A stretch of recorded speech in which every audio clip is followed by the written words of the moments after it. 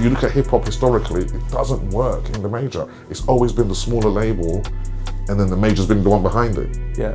If you ask Republic, it's not Drake or Lil Wayne they love, it's Cash Money. Yeah. Last year, only 5 rap albums charted in the top 10. They were all on EGA.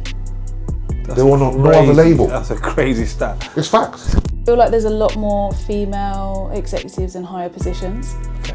That's definitely something that's changed. I feel like when I started like nearly 14 years ago, it was not like that at all. You're sort of like in a room full of men all the time. Okay, we're gonna start again, but we're gonna change the game.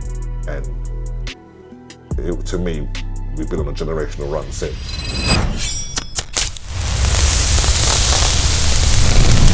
Welcome to the Hot Seat, a look behind the scenes at the characters that make things happen in the music business. Today we are honoured. We've got Colin and Charley from EGA, legendary people in the music business. I'm really proud that they came over. We've been trying to get them in for a minute. It took a second, but they're here now. So yeah, gassed. And yeah, welcome Colin and Charley. Thank you for Thanks for having having us. Thanks for joining. Obviously, you guys are legends in the business, and I want to sort of dive in and talk about your journey, how you got into the business, some of the stories of sort of how you've got to the EGA point, and just I want young people to sort of watch this and sort of be inspired by it. And I think you are quite mysterious people in terms of like you're a bit of a myth. So everyone knows the name, everyone sort of knows the brand and what you do, but not many people get you in a room, which is why I'm so happy to have you here. And I wanted to sort of dive in on that and sort of talk about just what you guys do day to day. So can I start right at the beginning and go for both of you? I'll start with you, Colin. How did you get into the business? What was your entry point? It was the mobiles, I feel. I think I worked at the mobiles. What, as an assistant? I was an intern. Oh, an intern. Yeah, that was my first music business job. Yeah. Yeah. And then I would say my real entry into the industry would be when me and Victor used to sell ringtones. Oh, you were selling ringtones before you... Oh yeah, of course. Remember, we had digital... Is that with UK Darren Street Platt? Sounds. No, that was... Darren Platt was after. That was before. That was with Alexis. Oh, wow. Back in the day, and we done that. And then, yeah, and then after that, we started a management company. And then we met Darren, Channel U. And where did you meet Darren? So I was managing as in Gets at the time. Oh wow, okay. And I went to bribe Darren to play the videos more. Like payola vibes. Yeah, like, so I've gone there with like, I think it's my last 1,500 or something. Wow. I've turned up to Channel U. What, brown bag in? Yeah, like, brown bag in the brown envelope. Brown envelope, so yeah. In the thing, in the jacket. Gone in there, you know, gone in there rich. Sitting in there with him now. And he goes to me, "You're UK Street Sounds, yeah?" I went, "Yeah." He went, "How are you getting videos on the website before me? And I've got a TV station." And I went, "I think people like me way more than they like you." And then he just like, "I like your energy." And I said, "I like you too." And then he heard, so the video was number 2 on the Channel U chart. Okay. Which is everything back then. Yeah. That's the only place you could hear, like, other than like pop stuff, like this was the only place you could hear black culture music anywhere, full stop. 100%. Let it go. So I put out the money now, and he started laughing. And I thought he was going to say to me, "You got to give me way more than this. It's not enough. It's not enough." But he was like, I said, "No, I want what N-Dubs is getting. Like, I want that heavy rotation." And he was like, "No, I like the song, you know." So, and then at the end of the song was the dance version. And he was like, "This is amazing." He's like, "I want to sign it." And that was my first record deal. Wow. All around the world. Of course. Wow, that's mad. I didn't know that was how you started. Okay, and sort of obviously you guys have formed an amazing partnership. How did you two even like? What was the first moment when you two connected? What was the first sort of like? Can you remember it? Yeah, I do. yesterday. Yeah, I do remember. You didn't think you would still be here? Well. Yeah, no, nearly 14 years later now. Yeah. Which is mad. 14 Didn't years. think it'd go that 14 years, quick. yeah. Because the way it happened, Next it was year, so 14 natural. years. It was so natural, and then you see when you meet someone, you just connect with them. Click. It was basically I applied for an apprenticeship with DV8. Yeah.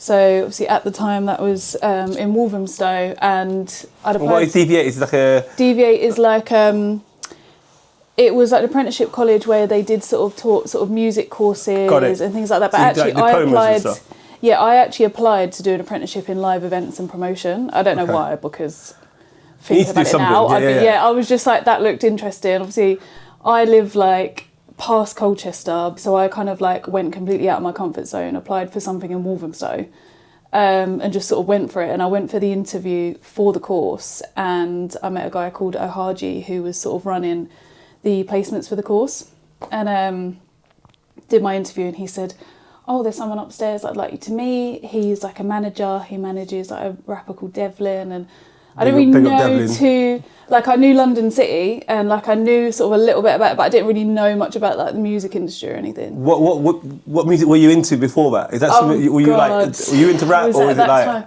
A little bit. Scouting I was. for girls. No. All them man things. a big old scout for girls? Big them Nick up. and Joe. Yeah, Big yeah. I up like Nick a bit and of Scouting Joe. for Girls, but no, I mean, I used to love Blue. I Okay. will say that. No, I did The boy listen to bands. rap. I did I liked Kano, like, I was kind of getting into that, but to be honest, I had no clue about the music industry at all. And they said, "Oh, he's looking for a PA to like start as soon as possible, so why don't you go meet him?" So I was like, okay. So I walked upstairs to his little office and had a conversation with him for literally about half an hour. And then I remember going home, being in Colchester and Asda, and getting a phone call saying, "Do you want to come back into London and start again tomorrow and do like a week's trial?" And the rest was history, really, wasn't it? So Was it I a did free the trial? Or was I it did. The charges No, kept going on. it Nothing wasn't was a paid- paid. it wasn't a paid trial. Was it? No. It wasn't paid at the start, so you had to go in there and prove yourself. Yeah, I went for it. I didn't care. I did not care how much I was even getting paid. I was like, I would just do it.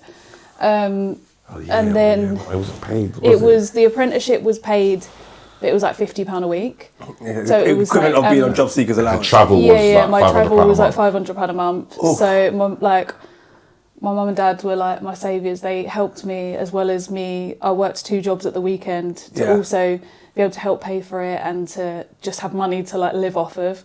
And then I managed to sort of like get a little bit more money out of him. I said, I need a little bit of extra if I'm gonna. Just a little bit at a time. I was getting moaned at for not doing my coursework, and I was like, I don't have time because I'm doing 2 jobs at the weekend, so I need a bit more money, and then I can give up one of the jobs. But yeah, I just knew like from the minute I met Colin and started working at EGA, I kind of, not that I didn't care about the course I was doing, I did because I enjoyed, like that was how it sort of allowed me to meet Colin, but I just knew like this is my future.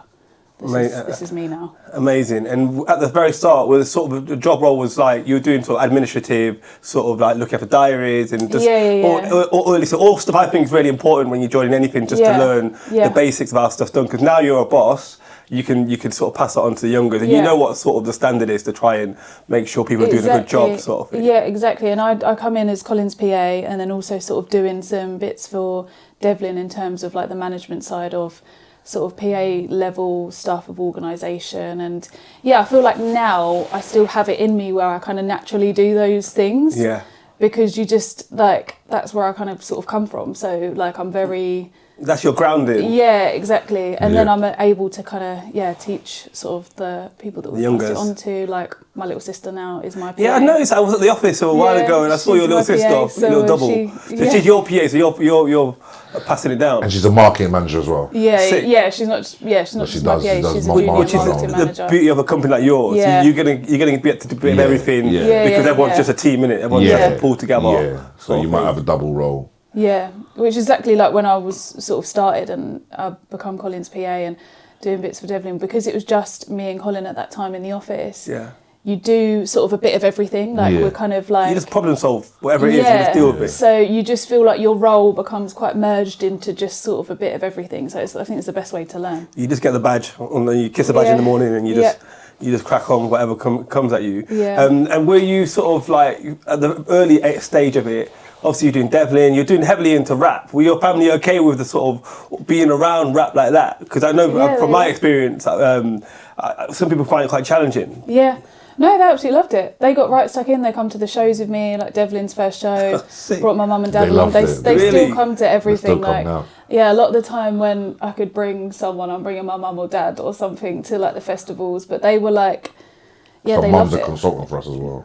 Well, she, what? That's what we call her. Oh yeah, that's what we call her. Call her a consultant. Unpaid consultant. She just gives her opinion on stuff. Unpaid consultant, definitely unpaid. No, we sort her out. She like helps me on some HR bits. She like even obviously looks after my daughter. Like so, she's of course, but has definitely been helping me with HR stuff. Like because she's so invested because she has like 2 kids that work there. That's great. Yeah. That's great, and that's great for you to have that. 3 if you had me. Yeah, I love that. Yeah, no, they love it. So they were just so happy for me. They were like, I think for my dad, I'm kind of like living the dream of like what he wished that he did. What does he do? Oh God, he's going to watch this and be like, I'm interested. I'm trying to get the texture and the reasoning behind it. I actually did say to him his title the other day and I remembered it and now I forgot it again. He works like in telecoms. Okay. So it's very completely sort of opposite to what I do. Okay. So he's quite monotonous. He's quite doing the same thing every day. It doesn't have the variety that you'd have doing what you're doing. Yeah, whereas he's always loved music, so he like. So you've got like a real champion. So your whole family are on it. Colin, if I remember rightly, your family are sort of like.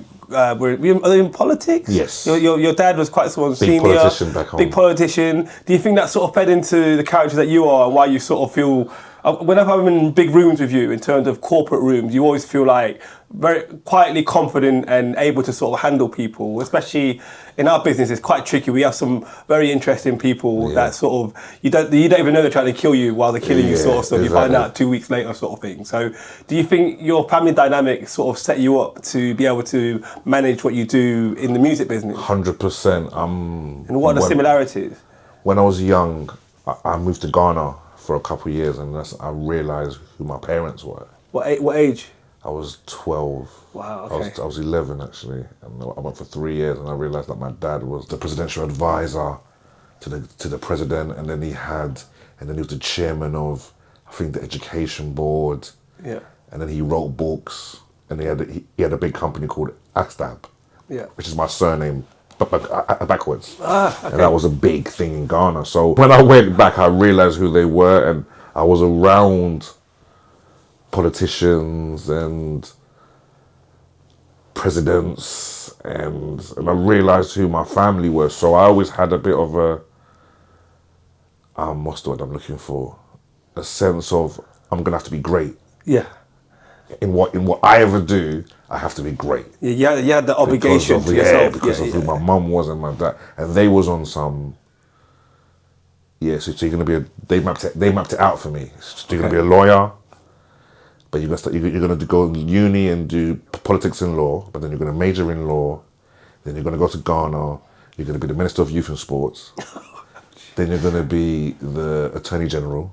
Yeah. Then you're gonna be the Foreign Minister. Then you're gonna be the President. Oh God! So that was my route. Wow. I had my friends when I was young at uni. My friends were studying at uni. They saw my surname. They would follow me like, "Why is your name in Malcolm X's book?" So I just knew I had to do something really special and great in my life. I didn't know what it was when I was younger. You know, obviously being from an African heritage, music makes them think that you're going to be taking drugs and. Yeah, because it's unknown. It's the Wild West. There's no structure there. They was a bit nervous, but now they're very, very happy and proud. Yeah, By the time they were nervous, they were like, "You're supposed to be the president of Ghana, and now you're with these rappers." You're still a president. Yeah, but to them, by the time they didn't realise, you're with these rappers. What the hell? You know what I mean? I'm seeing some of your friends on the news. Going jail. So it was difficult, but now. One of my biggest victories is that, and even the fact that I've changed the perception in my family, where my younger lot can do sports, they can do media, they can do music, because they use me as an example. Yeah. You Whereas can before, the door for them. it was law, medicine, economics, finance, one of them. Yeah. But now they can like say, I want to be an actor. And my aunties might be like, what do you mean? They'll be like, what about Colin? And they're like, okay, I get you. Yeah, that's amazing. So that's one of the highlights. I think I didn't know that about you. I've known you for like what? I'd say like 15 years, 16 years. About that. I didn't know that, and I think that all makes sense to me now. To you now, Now I come back, man, I was bare confident. Like, it's just like it's crazy. Like I've been around you, so I've seen it. So it makes sense that you felt an obligation, like you had to sort of achieve something in order to change lives as well. Yeah. And then Victor always gave me, who's like my mentor, and became my father figure after my dad passed. So Victor was like Dr. Manhattan. Yeah. Victor like predicted this. He's like really predicted this whole thing. Like so I call him Dr. Manhattan because he really like predicted. He used to be like, so when we first even hired Charley, he used to be like, oh, she'll run the company with us one day. And I'd be like, what are you talking about? Like, she started 6 months ago, mate. What are you talking about? He'd be like, no, one day she'll be with us. And that's what has actually happened. Charley now owns the company, is a board member. So he kind of, even Charley would tell you, when he was doing our deal, right, he had the same speech in every meeting with the major, where he'll be like, well, a lot of people didn't believe in this music thing that we did, and even sometimes I was a bit like, here we go again. Here we go. But I get why he's doing it. Yeah. He's letting them know that, because he wasn't able to do music full time because there was no money in it, and he had kids and he had a life he had to deal with. So he always was in the background and let us sort of flourish. So he's done so much for us, and he's been so unselfish. And now he's building a tech business for us. So I'm going to touch on Victor. So obviously, Victor, I've known Victor being around you from early. I remember doing Fast Lane with you back in the day. We did a deal when I was working all around the world. Me and Victor was managing. And you and Victor were managing, and he's a good guy, but a lot of people don't even know Victor exists. Yeah. And sort of, I want to give him his flowers a bit, and I want to sort of say like big up to Victor, because I know he's your secret weapon. Probably not front facing. I know he's at the awards every now and then, but he's not overly outwards and an extrovert like that. He's quite in the background, but I can see that he's sort of part of the reason why you don't have so much substance around what you're doing in the background. No, me and him started it, and I would say our family mentality and the culture of the company comes from him. Yeah. Like he set that tone. It's like our backbone. Yeah, so for instance, when Charley first got pregnant 9 years ago with Murray, and we didn't know what we was doing. It was a small company, we didn't understand maternity leave. He said to me, we're going to pay her the same. I said to him, is that what you do? He goes, I don't even care.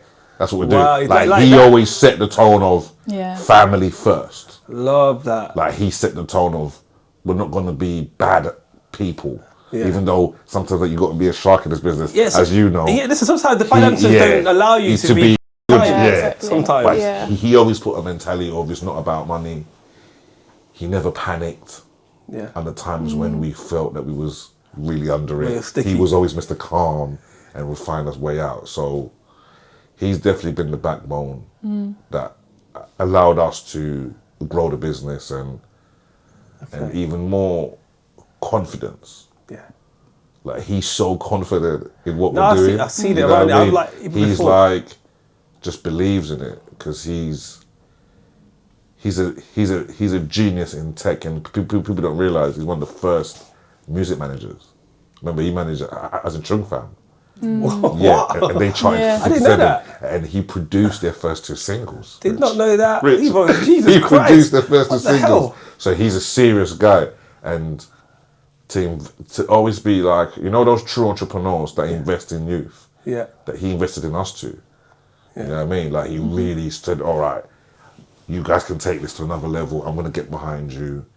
It's almost like he was saying, music's great for me. Like I love it, but I've got too much money for music right now. So I need to let you go and get the money for me. And I can be in the back and really build the entrepreneur side of things. Yeah. Like I feel we get our entrepreneur thing from him.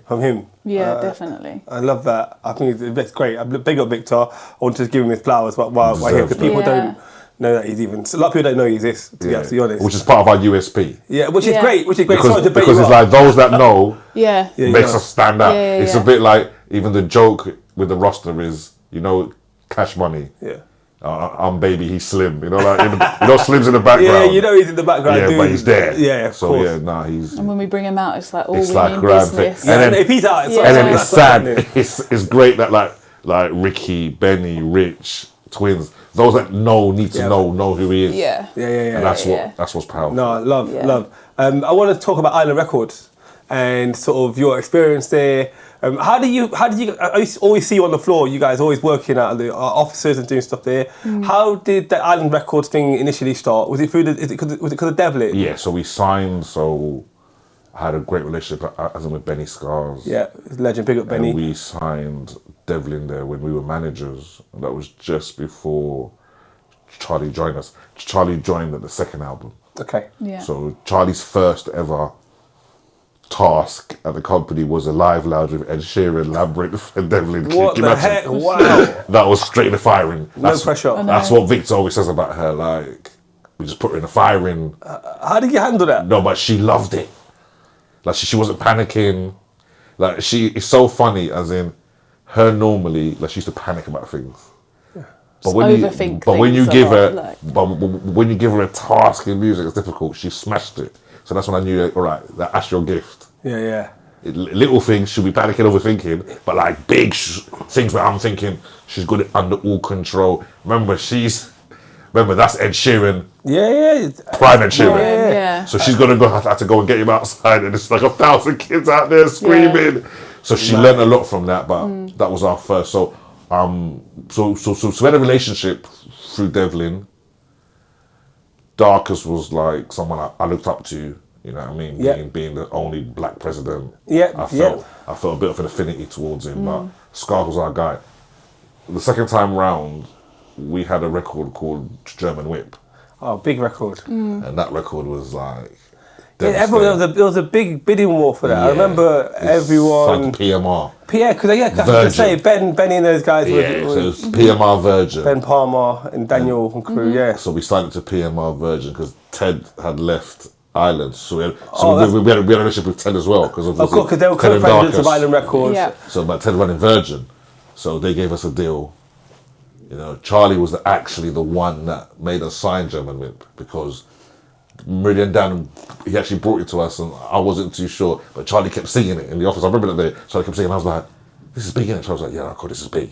And then it kind of saved the scene at one point, remember? Yeah, I remember. It brought the scene back, I think. think. It was crazy. It was mad. Why were you so into it? I don't know, it was just catchy. I just loved it. Like, I She just sang literally all was the playing it time. over and over again in the office and I was like, this is such a good song. And it became an anthem.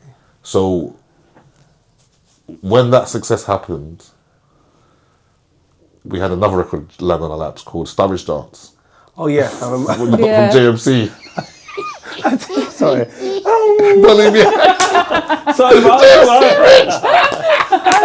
You remember? I do. So then, as we got that record, Darkest was like, "No, you better understand." Yeah. So he was like, "Forget signing the record. I'll give you your own imprint."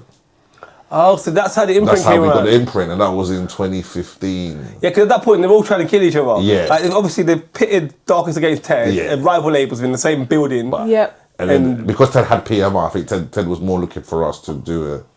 And But PMR had to be honest, Disclosure. everybody was coming for us for that record. Yeah. Even Zion took us like to 30. Yeah, of course. Because Zion just got a big up Zion Richards. Big up Zion. That's my guy. Zion had a consultancy. Polydor. So Zion took us to 30, but we had a relationship with. I was already been at Island before. Yeah. Relationship with Darkest, John Turner. We had a relationship with the people there, so we ended up doing a imprint consultancy there. Okay. That's how it happened. Yeah.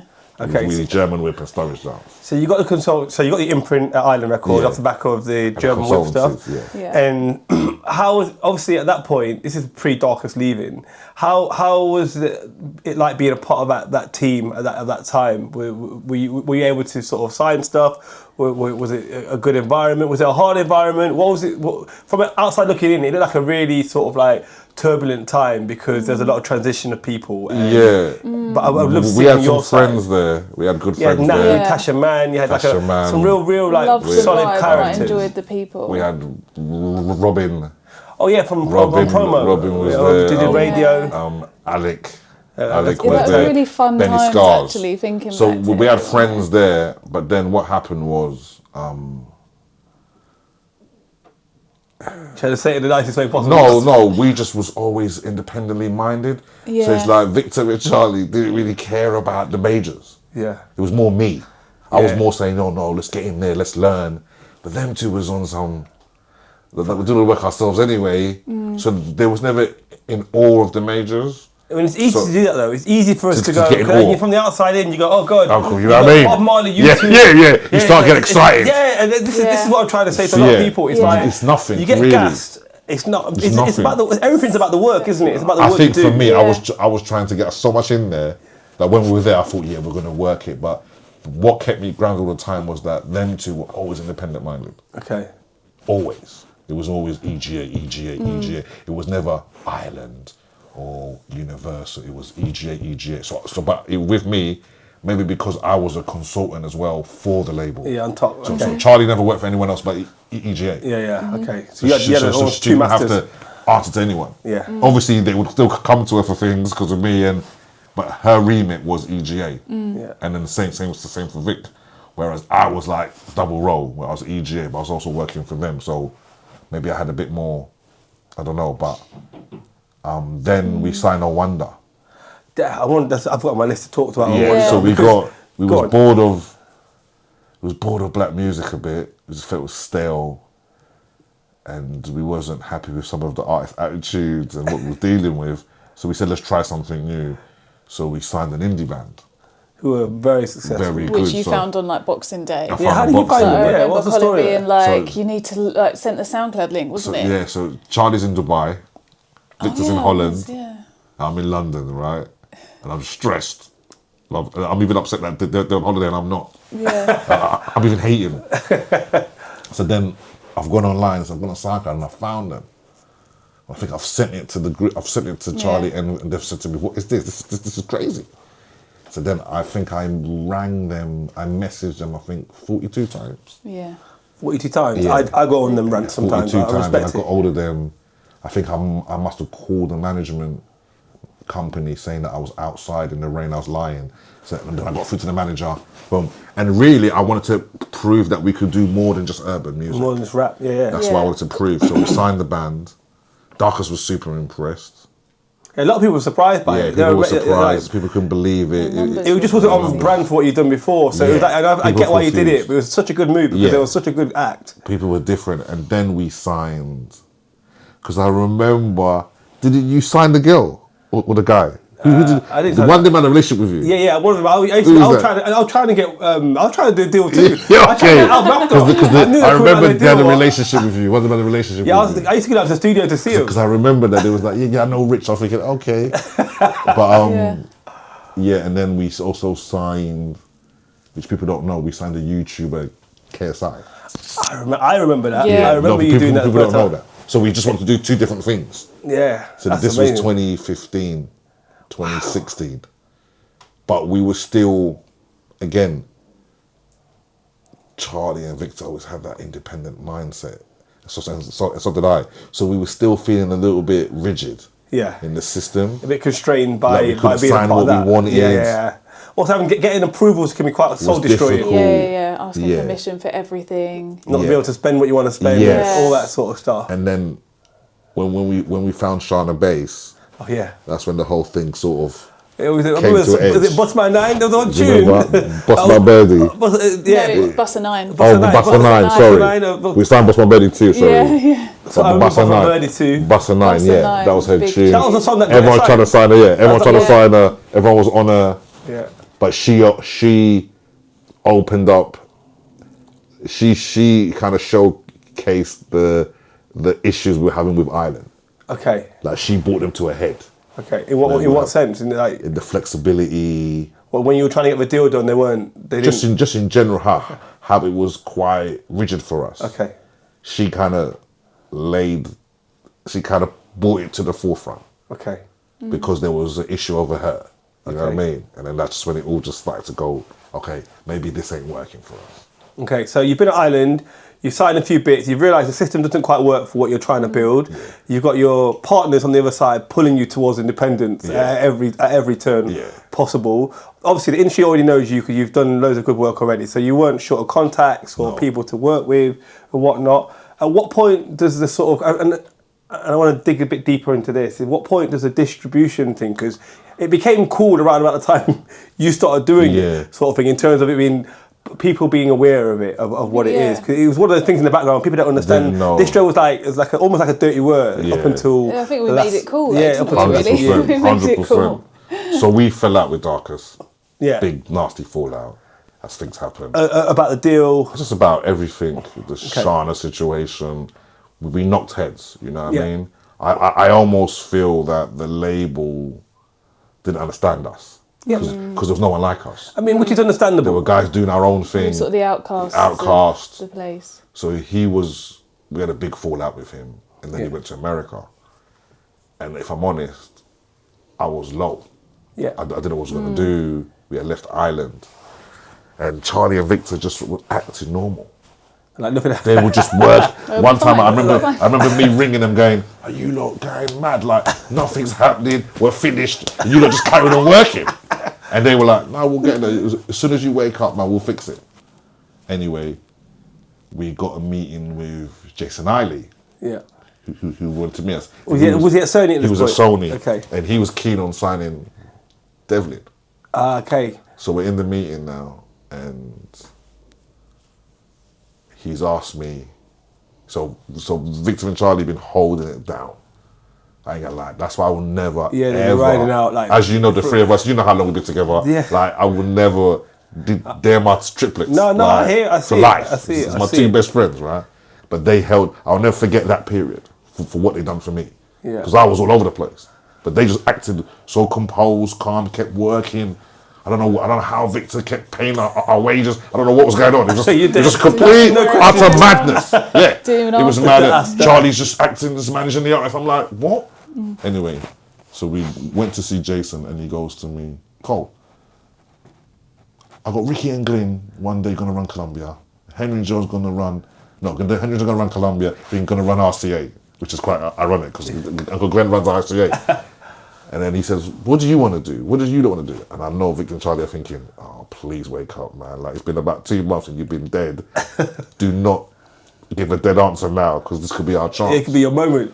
So I said to him, I want to be in distribution. And he was like, why? I was like, there's no black person there. Love that. I'll clean up. And he was like, oh my God, this is right. Yeah. You would clean up. I was like, why don't you go and see Ian Dart? And I've got Georgia Smith and Skepta, and that could be your star, and boom. And then we left. And then we looked at each other, and we were like, nah, we go back to Universal. We were like, why? It was like, we felt Darkus had given us a stain there. No, not necessarily him, but the situation. The situation between left him. a little bit of bad taste. Yeah, in your and mouth. we wanted to prove ourselves right. Lo and behold, I think 20 minutes later, Michael Rowe rings my phone. Wow. Okay. It was It was weird. He rang my phone and went, Cole, do you want to come work at Caroline? We were like, what? That's exactly what we wanted. So we turned down kind of the Orchard and went there. It was around that time when wasn't Distro for the UK going through Universal as a whole rather than the global sort of setup, or was that before? No, before it was going for the globals, Universal UK weren't too keen on it. Okay. They wanted more rights. Yeah. Even though they're cool, David Joseph wanted more rights. So he was going for America. Okay. But the office here was Caroline, run by Michael Rowe and Jim Chancellor. Jim Chancellor, yeah. Yeah. Legend. And because of my fallout, even, and no one even knows the story, because of my fallout, there was issues about us working at Caroline. Because it was a universal. It was a universal. So David Joseph told Michael and Jim, ring someone on Colin. And they rang Rich Castillo. Yeah, they did. I forgot They rang Rich Castillo, and Rich Castillo told the truth. Yeah, because that's why Rich is my guy for life. No, but there was the challenge you had at that point. I remember it vividly. Like, because there was a lot of movement, there were a lot of people trying to sort of like trying to lay their own sort of look after themselves. Yeah. I don't want to point any fingers, but there are a few characters that saw the opportunity to sort of level up. Yes. And you was an obstacle. Yes. And I felt like I was the only one objective. Yeah. I was able to objectively give an opinion on you, which I think we know sort of I remember getting the call helped. from Jim Chancellor goes, David Joseph said I need to call someone I trust, someone he trusts. I went, who did he call? Rich Castillo. I could have done the rain dance. I could have started, like they called the right, but like, like God, they called the right person for us. Yeah, it's timing and everything. It's the timing of it. Yeah. And I think ultimately, I was really happy because when you pivoted, I remember seeing you at the Hilton across the road from where your university is. We were going for like just a catch up because it was all getting a bit techie. Yeah. And you were like, I'm going to go and do this. And I was like, fucking hell. Because it was a pay cut. Yeah. It was a pay cut and it was going But it was backwards. an opportunity. I just knew that I told you my inspiration in that field is Charley and Victor. Yeah. Because they always had that mindset. Obviously, so did I, but they had it more than me. Because I was more dealing with the majors more than they were. So you did more hand-to-hand combat with the people, so it's quite blinky when you're in that. They were just like that, and I liked that. And then we also thought that the artists are getting smarter. Yeah. The artists ain't going to be signing no traditional deals. That's one thing that we started to realise. 80% early. So when we went there, we just had a bit of okay, we're going to start again, but we're going to change the game. And to me, we've been on a generational run since. No, I love that. I love the confidence of it. Like, the run we had, come on. Yeah. The run we had was scaring everyone. You know what I mean? Just the fact that you were able to sort of like, I know there was, even after that there was some run-ins with Universal at certain turns. It all panned out. It's all good now, but none of it has been. The two people I had issues with have left, and I'm still there. Yeah, that says a lot. That says a lot. But I think. Can we talk about some of the artists that you work with at the moment and some of the deals that you did? So you got into Distro, you were part of Jim Chancellor and Mike Rose thing. That sort of. And then the label as well. Yeah, and the label. And the label too. That sort of evolving. Who were the sort of key signings around that time for you guys? That sort of made it all feel tangible. I would say Mixtape Madness. Yeah, Mixtape Madness. Dig That. Of course. That was like the big one. That was a big one. That's a big. That was our first hit. The Air Force was it the Air Force remix? That was our first crazy hit. record. That was the first thing. No one really realizes that we signed like Diggy D before. What, before Dig That? Yeah, but he was on Mixtape Madness. But no one knows that. Hence the Cops connection. Okay. So we signed the label, and he was the star on the label.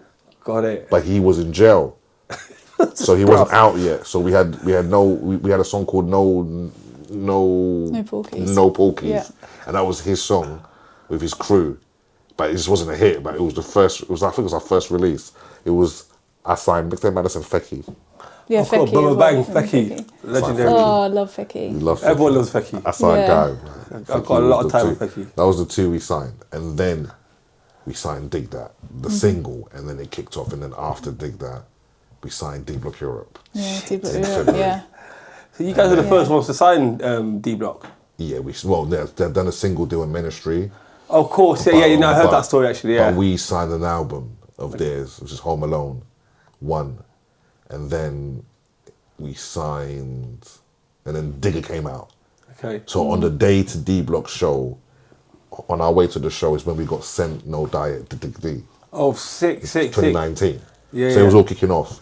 Where it went mad was we signed H. Of course. We took H from Sony. In that point, were you working with Nick Raphael as well? No. Oh, you weren't? Oh, no, that was before. That was before. That was before. That was before. Yeah. Then, what's the order? Tell me that again. So we signed Dig That. Yeah. Then it was Dig That was in November.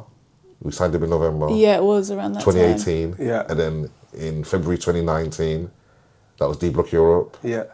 Like Maven and then Rema. You're a G. You're a G. Encyclopedic, the date. And then April we signed Rema. That was the big one. Because that was way before Calm Down as well. It was like 4 years before Calm Down. That was Do Me Be. Yeah. We signed the first So single, you were on the Rema. Afro beat thing. Yeah, we signed Rema, and that was with all the majors. He picked a little distro in London. Yeah. So everyone couldn't believe it. I remember, me and Boyd got a relationship. Ah, okay. Your boy Mur, yeah. Me and Boyd Mur got a relationship through that. And because they were invested in Maven or in conversations at the time about Maven. No. Or they weren't? Maven came through me. Oh shit. Maybe went to every distro and they said this is a joke thing, and they came to me. I'll never forget the meeting. I was sitting in the meeting. Was Don Jazzy in the meeting? Yeah, and then that's where my head went. I was in the meeting talking, and I went, "Stop the meeting. Don Jazzy's here." I went, "Can I FaceTime my mum?" And then he just started laughing. He's gassed, he's like, So he was like, and then him and Tega were like, "No one's shown us this respect. No one believes in us except for this guy." So they signed to us. That's crazy. They were so confused that Universal called me, Ian Brundrett, and Keith Sweeney. They called us on a call to say, "Why are you getting this artist when there's 14 labels that want this artist in America?" And we were like, the artist picked us. So Rema was the first. That was when we were going international. That was the first thing that crossed over. It was big for us. Like, also, it puts you in the rooms of all those big in Santa Monica, where Universal's headquarters are. It was the cheapest deal I'd done for the biggest act. It was crazy. Wow. Then, so now we have a bit of a global name, but right now it's still just me. Yeah. No one's really looking at Charley and Victor. Everyone's looking at me. Obviously, they know that's my team, but it's me. And then H. So that one was like, took H off Sony, big up my brother since '93. Yeah, I remember that time actually, because he was he had a short deal with him. But yeah, I love Ricky and Glenn, which I'll get into later. Like, I got mad love for since '93. It's one of the best labels ever. But yeah, H left Sony to go on Distro with us. So now I'm Universal's real golden boy, because I've taken something from someone from Sony. Yeah, they love that I've stuff. got Rema. I'm the golden boy. And then we've been hit by COVID. Oh, okay. So this is 2020 now, and with that now, I've come back from America, and Charley's proper sick. Oh shit. And even I'm taking the mick like, oh come on, Charles, you're not that ill, but she's proper ill. Like you hadn't seen it ill before. Yeah, and then even at that time, like, we had H, and she done Radio 1 with H. Yeah. And then H has called me and gone, "Uncle, Charley, it's sick." And I'm like, "What do you mean?" But remember, she's got COVID, but we didn't know what that was. Yeah, COVID. No one knew what it was. Yeah, crazy. So you got it bad. First, well, that's what we think it was, because it was you bad. hadn't seen it before as well. She was really. It was, like, looking back now, you think, I was. Yeah, it was. Come on, yeah, it must have been that. It would have been, because I've never seen you that ill. No, I've never been that ill. You was ill. That was bad. Yeah, cold shakes. I couldn't even walk up and down the stairs. It was bad. Nah, that sounds mad. Because 2 weeks after she got ill, that's when they announced the lockdown. Okay. Yeah, it must have been. So who knows? during lockdown, we got told by the powers to be, look, embarrass us a little bit. Like, you're doing all the hits on Distro. It's a bit embarrassing for us, so we need you to work with one of the labels. Yeah. Okay. So we were like, "I'll be like Capitol," and they were like, "Why?" But because we've always felt like Nick and Joe are like me and Charley, independent minded, and also like Nick and Joe, Colin and Charley, man and woman. So we looked up to to them. Yeah, it's a good. The dynamic was similar, and we were very tight with them. So we said, "All right, let's go Capitol."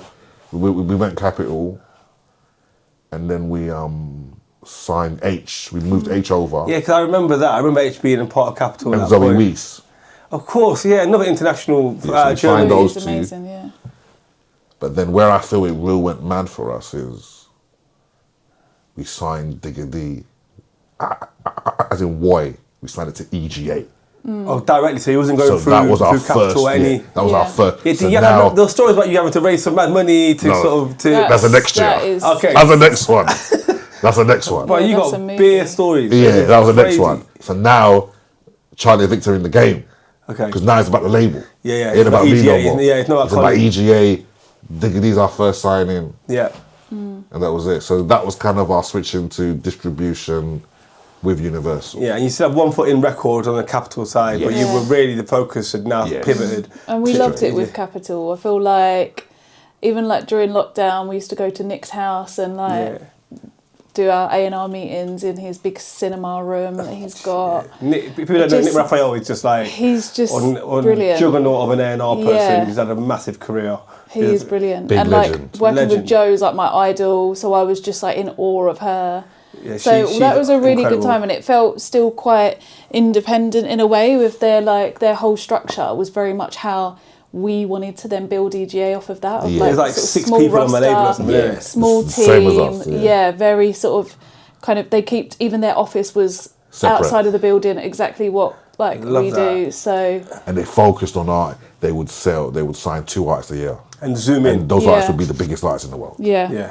They'll do So like we were Sam big, Smith. we were like, big fans of them too. 5 Seconds Like, Summer, still are. Liam Payne. Like, we're still. I mean, they're still doing it now. they're still doing it Yeah. individually. I mean, Olivia Separately, they're doing Dean, they're doing it like Like, independently they're and killing major. it. They're Yeah. killing it. So they were too big. They were the only major label that we felt we could work with Yeah. Yeah, because I And you're think. still learning stuff while you're Yeah, working. because Yeah, I think yeah. with Universal wanted to. Okay, like you're killing, as in you're doing too much on Distro, you're killing us, and now you got your own label, you're killing us. How do we all bring it in all together? Yeah. So it was a bit like a hybrid deal. Okay. Where we would spend time at Capitol, time at Caroline, Virgin, and then we'd do our own thing. So in hindsight, it was a perfect sort of like warm up to you lot totally stepping out. So you sort of 100%. like you did it in steps. You had like Yes. things where you were sort of still doing your independent Yes. thing, but you had the benefit of being able to see how operationally a successful Million percent. label Yeah. was doing it. So you can take all the good from Yeah, that. and that was pump important. it into what you're building. And then the year later is when, ironically, they wouldn't let us re-sign Digger. They wouldn't let you No. because is that because the option was too high? It was just a lot of money, and we had signed loads of rappers, and they were just like, it's a lot of money. Yeah. So we raised our own money. Yeah, that's And what, signed yeah, it. that's what I want to Yeah. touch on because it was, Yeah. that went around the industry because what could show more commitment to an artist than a team of people that are willing to put their hand in their own pockets and figure it out somehow, which I think is amazing. I don't think I heard anybody doing that since either. No, but it was it also gave surreal. you the confidence in to sort of Yeah. really go I for think it. for me, Victor and Charlie, that's when we run our own label, really. Yeah. That's when we felt we run a label. Okay. Like the stuff we learned, like me and Charlie had to organize the whole Money Bag Yo feature. So I think we learned a lot about how to deal with, because normally you pass it on to someone else. Yeah. In a And major. admin will go and So we negotiate. learned how to do all that Yeah. stuff. Do you remember? So Yeah. and we enjoyed it. Yeah, you we enjoyed the enjoyed it process. because working for ourselves. And then I think we got a #1 album out of it. yeah, we did. Yeah, And we had 3 top 10 singles. So we felt like we were competing, and we still had our Caroline and stuff going on, but the label became special to us. the Yeah. EGA name was Yeah, out there a bit more. it became out there more. And we just knew that's what we wanted to do. We just knew, all right, now we need to maybe break away and start our own thing, Yeah. because we love how this feels. Yeah, amazing. So what I'm getting from this is like when it gets really tricky, you guys internally have a bit of a triangle where you have a conversation and you all review it internally, and then you go out and because it seems seamlessly. The ascent seems like it's just been straight, but I'm assuming it's been bumpy. There were days when course. Oh, things God, don't go yeah. right. There's Yeah, yeah. challenges and Always. whatnot, and I Yeah. think what I'm getting from this is that the three of you is why it works. It's because there's a dynamic of people that are able to sort of 100%. deal with as many tricky situations as possible. 100%. I don't think any of us would or even could change anyone out of the 3. Yeah. Yeah, no. It's like it's supposed to be like I you love 3. that. It's like Morpheus, Trinity, and Neo. Like it's supposed to be you 3 guys, and yeah, we've just gone through every situation. We've just dealt with it. Like, there's things that I don't think, like even now, like I couldn't have dealt with without Colin and Victor. Like Yeah. through good times, bad times, like me having my daughter, even Yeah. sort of things now with the flexibility, as you know, being a parent, it's kind of like trying to sort of be having a career and being a working mum and being like really dedicated to your career, but also a dedicated mum. I have to have business partners that understand that, and they are like so understanding, sort of allow me to kind of be flexible when I need to be flexible, and we sort of see it as a bit of a family. No, you can see, and that's why it works from the outside, and you've kept it 100. I think it's been brilliant. I want to talk about your competitors. Who do you see as competitors? We're big fans of the game, so I love Since '93. Yeah. I feel like they made me a better executive Yeah, they'll keep you on your toes. because I competed with them, and like I love Ricky, man. Ricky's a goat to me. I'm a big fan of them and Uncle Glyn. Like they inspire me. We're very, very close to neighbourhood. Yeah. I was just With thinking Jack that. and Benny. Denny and Jack are like great friends of ours. How they do things, we're really excited about. We're very good friends. I was in with 0207 Def Jam. Yeah, the twins. The twins. Like Alec is, I feel, musically, I think Exceptional. the best A&R of my generation. I agree. When it comes to putting stuff together. So we look at these great labels, you know, LionBear, like we love everyone, NQ, any independent, Sincere, Lizzie, we love. But what we will say is we feel that we do stand alone in what we're doing. We feel we are the one label competing with everyone, with the majors, unlike everyone else. We feel like we're like the independent that looks like a bit of a major. Yeah, no, and because you've we've won got a awards. roster. We've won the awards. The business, I think the business has sort of like acknowledged you as a legitimate competitor commercially. Even like being nominated against, like in the label services category, as like us as a standalone, like we are Distro, sort of technically, well, we are part of Virgin, but we go through like sort of Virgin US and Virgin sort of like worldwide as opposed to through the UK. So you acknowledge your own entity. Yeah, the fact that we're there competing against Virgin, the Orchard, like ADA, and then you have like EGA Distro there. Do you know what I mean? I feel like that was sort of a big moment for us. Yeah, I love that. So we love everyone. Yeah. But we don't really feel the competition because we feel like we're competing with Excel. Yeah. We're competing with Dirty Hit. Yeah. We're competing with Polydor. We feel like we've got the scene on our back. Yeah. But we love to fight for the LionBears, the Lizzies, the NQs. We want them to have their roster and what we have because we feel that's what the game's missing. Yeah. But we do sometimes, like I'm always winding up my peers saying, I'm like PSG out here, like I'm by myself. Like, please help me. Yeah. It's lonely being top of the Champions League, I hear it. Yeah, but we definitely, like since '93, that's one of my favourite labels ever. Yeah, and they've done it commercially and they've done it internationally. They've done every like respect to Ricky They've and killed Glyn. it. And the difference between us and them is they probably lean on RCA more than we lean on Universal. Okay. But in terms of having a roster competing with independent labels in different genres, we think that we hold it up for the community. Okay. You know I agree with that. You know what I mean? And not saying we don't respect or love the others, but we feel like we stand different because it's not about like we don't see other people nominated or as you said, the people not seeing it. People are seeing it as this is a smaller label. Yeah. Whereas with us, I think people say, okay. Yeah, no, Like the heavyweights. But also, cause that comes with a responsibility as well. So I'm assuming when artists are signing to you, like, they say, hold on, you're big EGA, you need to give me big money, or I want my rights to be X, Y, and Z. Do you ever run into that challenge? 1,000,000%. Yeah. 1,000,000%. We're going to say no for a second, but yeah. No, 1,000,000%. Yeah. But what I will say though is we also have artists that love the team. So we get favourable deals. Okay. We get favourable deals on Distro because we're not really a distro. We're a label that does distro. Okay. That's how we see it. So we're more like, we're not like So we offer more than just like a distro. But we're not like as in Ditto. like a ditto, Yeah. a distro kid. We're like just a 300, not like an upload service. Yeah, it's not that at all. We just do distribution deals, but we treat you like a label. Yeah. You know, but we do the marketing, we do the thing, but we might give you a 70-30 split or a thing split, and the artists are open to it because we just realised that in 2025, doing license deals, just license deals, ain't gonna get you anywhere. Yeah. Not in this new world. I agree. In the new world, everyone can do everything. Everyone You can can't do everything. The competitive thing is, I hear it. So we've got a tradition here, and I don't think you're prepared for this. I sent you questions earlier, but we'd like to do one thing that's changed in the business since you guys have been in it, and one thing that hasn't changed at all, sort of thing. So if you can think of, maybe one can do one and one can do the other. But I'll do one thing that's changed. One thing that's changed in your time whilst being in the music business in the UK. I feel like there's a lot more female executives in higher positions. Okay. That's definitely something that's changed. I feel like when I started like nearly 14 years ago, it was not like that at all. You're sort of like in a room full of men all the time. And it was very much like the women sort of are on the kind of like lower level, sort of there's, you know, maybe you could probably count on one hand the amount of sort of like women executives in higher level. But now it's like you see them sort of everywhere. Like I saw a Music Week that they did that big spread of sort of all of the executives of Universal, and there were so many women in there, and it was like I feel like was really good to see. So yeah, that would be mine.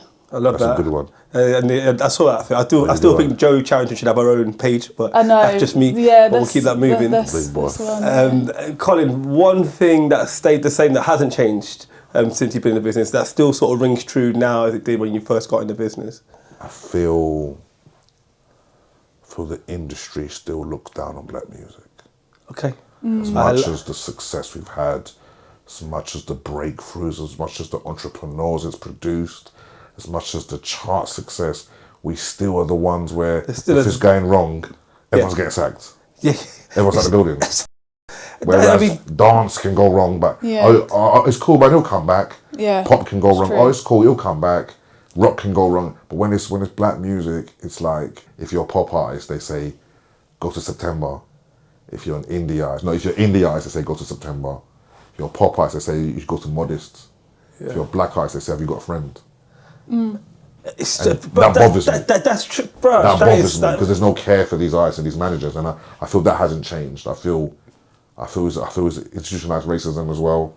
I just feel our genre gets looked down on, and when you look at it, look how many lives it saved. Bro. Look how many kids will be in prison or dead if it wasn't for this music.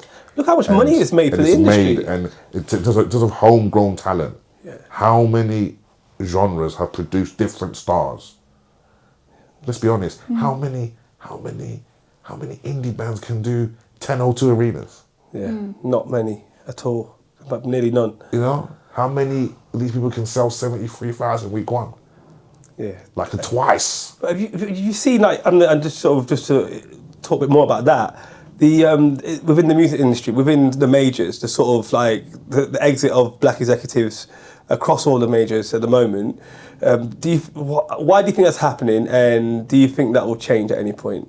I think, firstly, it's exactly what I just said. Yep. I said that if the genre's so bad, why is SD Kid the biggest artist in the world? Yeah.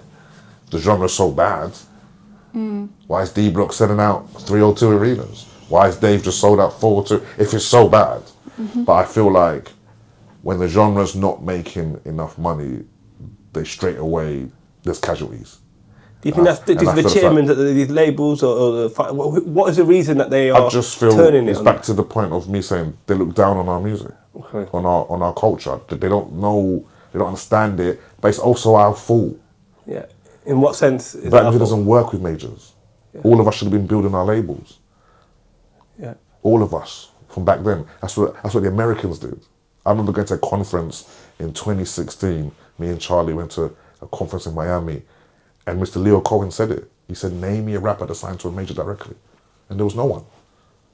Yeah, Drake was on Cash Money. Yeah. Jay-Z's on Rock Nation. Lil Wayne's on Cash. There was no rapper signed directly. So us knowing that blueprint, we should have all been building. Yeah. And when I talk, it's like I'm saying everyone should do what I did. No. I'm just saying that a lot of us took the easy route. A lot of us went to get jobs. Yeah, we all took the monthly salary over success. But if you look at hip hop historically, it doesn't work in the major. It's always been the smaller label, and then the major's been the one behind it. Yeah. If you ask Republic, it's not Drake or Lil Wayne they love. It's Cash Money. Yeah. Cash Money bought them all three. Yeah. Death Row, Bad Boy. If you look at all these labels, Rockefeller, even now, look at the Clips. Yep. They left Def Jam for whatever reason, had to go Rock Nation. They got five nominations at the Grammys. So because we know how to sell the music the most. Last year, only 5 rap albums charted in the top 10. They were all on EGA. They were on no other label. That's a crazy stat. It's facts. Last year, all 5 albums were top 10. D Block, Rolling Stone, because obviously we know them. Yeah. Pot of Paper, Thanks for Hating, Scraps Reflection, K-Trap, Smile, and Nines, Cut By Your Head. These were the only top 10 albums on one label. That's great. So there's all these majors, amazing, but no one could do nothing. So we should have been more entrepreneurial. Yeah. That's my reason. That's why sometimes I don't feel sorry for us, because I feel like we should have known this. Yeah. Like it's not an even playing field. I think you highlighting it makes a difference. Yeah. Because a lot of people don't even understand that. And I think you saying that as much as possible I think young people, your Ades, your Adexes, these They're young thinking kids, that. so they've already got that mentality, but there's a whole wave of them coming through. And it was harder for us. Yeah. You know, and we had no one above us because everyone above us was working. Yeah. But where we never learnt from the Americans was build after, your let own them team. come. And the Americans, that's what they got on lock. That's what Top Dog. Yeah. Who's bigger than Top Dog right now? You got Kendrick, Scissor, and Dolce. Yeah. Can't chat to him. No one can come and influence. They can't sack him. Yeah, you can't. It's You know what I mean? Yeah, you can't. And I feel like we let ourselves down because we took. I don't say the easy route. We didn't fight enough. I think our business wasn't developed enough at that point. We should have fought more. But I know what you say, but the gatekeepers. Then because there are people that have like myself, Benny Jack, Ricky, Glyn. People have fought and tried to build, just not enough. Yeah. There can't be 3 labels. Why not? No, there needs to be more. Oh yeah, there needs to be. Yeah, sorry. Yeah, of course. It can't be just 3 I thought labels. you said it can't be. Yeah. You know what I mean? There needs to be way more than 3 labels. Yeah. And if you look at the chart right now, all the rap songs in the chart right now, what labels are they on? You say EGA. No, EGA. Oh, Neighborhood. And Lizzie Records. Yeah. Of course, big up Sincere. So they're not on any majors. So it's still the same thing now. Yeah. So we got to start being brave and stop thinking, I need a paycheck, or let me. And then if we're with them, of course they're gonna sack us when they're when they're thinking, you know what, this ain't working. I don't really understand it myself. You know what I mean? Yeah. But if you look at the past in hip hop, it's always been on collaboration. It's always been a label with another label. And I feel like we didn't do that enough. I agree with you. I think that's a really good point. We didn't do that enough. And unfortunately, as I said in my earlier point, they look down on it. Yeah. So if it's not doing well, get it out. Unfortunately. Or if the company's having a bad run, as in the major, then what's the first to go? You get rid of that. That saves some money quickly. It's sad. So we can continue. It's sad. Yeah, it's so sad. It's sad. I really appreciate you highlighting that. We sort of coming to the end of this. I really appreciate you coming all the way out here to be on the podcast. We're trying to get you on for a second, so thank you for being true to your word and coming out. What you're doing is amazing work and really important work. And I think you're inspiring the whole next generation. I think we're going to go, EGA were the reason why I got into the business. So thank you so much. That alone, I think just makes the work fulfilling and worth doing. So thank you again. And this is the hot seat. Thank you. Thanks for having us. Thank you. Thank you. Great conversation. It went quick, innit? Yeah, I know. It went quick, boy. It is. It was getting, you know, it's though.